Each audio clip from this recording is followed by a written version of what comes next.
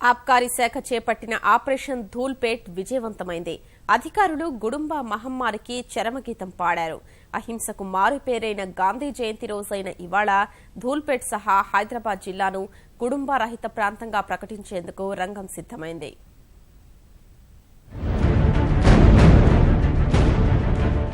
హైదరాబాద్లోని ధూల్పేట పేరు వినగానే గుడుంబా గుర్తుకు వస్తోంది.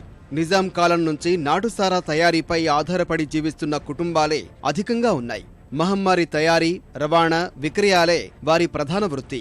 రాష్ట్రాన్ని గుడుంబారహితంగా మార్చడానికి రాజధాని కేంద్రంలోని ధూల్పేట ప్రధాన ఆటంకంగా మారింది.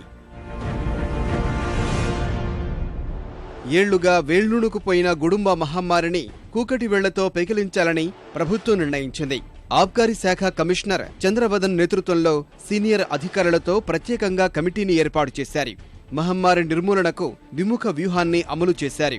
ఒకవైపు గుడుంబా తయారీ, సరఫరా, విక్రయాల్ని ఉక్కుపాదంతో అణిచివేయడం సహా నాటుసారాపై ఆధారపడి జీవిస్తున్న కుటుంబాలకు ప్రత్యామ్నాయ ఉపాధి అవకాశాలు కల్పించారు. పునరావాసం కల్పించేందుకు హైదరాబాద్ కలెక్టర్ రాహుల్ బొజ్జా నేతృత్వంలో 12 మందితో కమిటీ ఏర్పాటు చేశారు. అందులో స్థానిక ఎమ్మెల్యే రాజాసింగ్ సహా ఆబ్కారీ శాఖ అధికారులు, స్థానిక కార్పొరేటర్లు సభ్యులుగా ఉన్నారు. నిరుద్యోగ యువతకు వివిధ అంశాలపైన శిక్షణను ఇచ్చి పలు సంస్థల్లో ఉపాధి కల్పించే దిశగా చర్యలు చేపట్టారు. ఎక్సెప్ట్ వరంగల్, హైదరాబాద్ తప్ప 8 జిల్లాల్లో ఆల్రెడీ నాటుసారా విముక్త జిల్లాలుగా అంటే జిల్లా యంత్రాంగం డిక్లేర్ చేసింది. 90% కనుక కంప్లీట్ అయి ఉంటే ఆ జిల్లాను మనం ఇదిగా సారా రహిత జిల్లాలుగా డిక్లేర్ చేస్తున్నారు. సో ఇప్పుడు మిగిలిన వల్ల వరంగల్ ఒకటి, హైదరాబాద్ ఒకటి. చాలా కాన్ఫిడెంట్గా చెప్పగలిగింది ఏంటంటే హైదరాబాద్ జిల్లాలో 95% మేరకు నాటుసారాను నియంత్రించగలిగాం.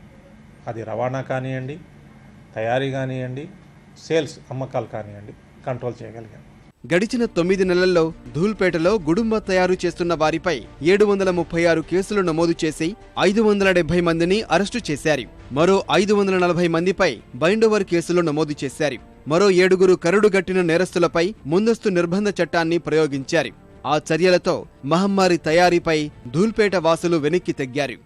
ఏ ప్రాంతాలకి తరలిస్తున్నారు, ట్రాన్స్పోర్టర్స్ ఎవరు, మెయిన్ ప్రధానంగా ఒక 25 మంది ట్రాన్స్పోర్టర్స్ని ఐడెంటిఫై చేసి వాళ్ళు స్కూటర్ల ద్వారా, ఆటోల ద్వారా ఏ విధంగా ఎక్కడ తీసుకెళ్తుంది, ఆ సేల్ పాయింట్లకు ఎక్కడెక్కడికి వెళ్తుంది అనేటువంటి సమాచారం సేకరించి ఉక్కుపాదం మోపడం జరిగింది. వాళ్ళందరినీ అరెస్ట్ చేయడం కానివ్వండి, వాళ్ళని బైండ్ ఓవర్ చేయడం జరిగింది. ఇక్కడే తయారీ, ఇక్కడే అమ్మకాలు సాగిస్తున్న ఒక 30 సేల్ పాయింట్స్, రోజుకి 2-3 వేల ప్యాకెట్లు అమ్మే సేల్ పాయింట్స్ ఏవైతే ఉన్నాయో వాళ్ళని టార్గెట్ చేయడం జరిగింది. ఎవరైతే దందాకి వెన్నుముగ్గా నిలుస్తున్న వ్యక్తులు ఉన్నారో అలాంటి వాళ్ళని టార్గెట్ చేయడం ద్వారా ఎగ్జిక్యూట్ చేయడం, ఈ చర్యల ద్వారా ఆ సేల్ పాయింట్ నిర్వాహకుల మీద కూడా దెబ్బతీయడం జరిగింది.